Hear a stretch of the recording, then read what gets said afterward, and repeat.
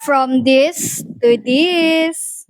After nga ng ilang canvassing, eto nga, moment of truth, bibili na nga tayo for today's video. Sabi ko nga sa inyo mga mare, ang dami na talaga naming mga gamit na palitin na. Numero 1 nga tong sofa namin, kaya eto nga, bago natin palitan, ipapakita ko sa inyo. Baka nandyan yung remote.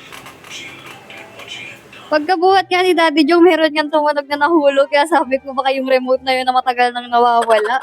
Hindi na rin namin na-confirm kung yun talaga yung remote, basta inilabas na lang din namin. Eto na nga, finally, after 6 years, makakapagpalit na nga. Wow!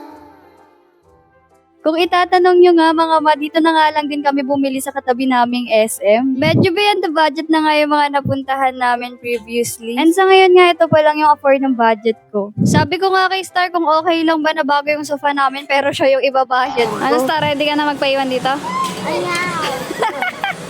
Maganda nga sana dito kasi malapit lang sa amin, kaso pala hindi pa sila nag-o-offer ng delivery. Kaya kapag bibili ka nga ng appliances, ay sariling pick-up mo pa nga. Mabuti na nga lang at nandyan si Papa at sa kanya na nga lang kami na-issue yung pick-up itong binili namin. Thank you so much pa, you the best! At isang nanay na naman nga po ang masaya dahil meron na naman bagong gamit sa bahay. Paano nga mga hanggang dito na lang muna for today's video. See you again in my next one. Bye!